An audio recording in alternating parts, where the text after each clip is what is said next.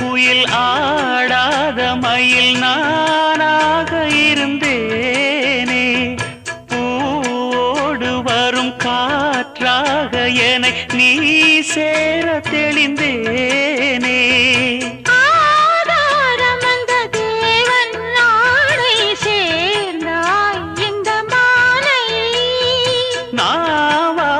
ருசித்தேனே தேனை தேர்ந்தேன் இன்று நானே.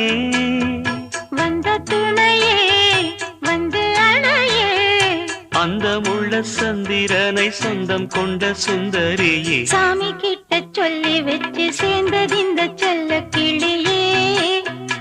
இந்த பூமியுள்ள காலம் மட்டும் வாழும் இந்த அன்பு கதையே.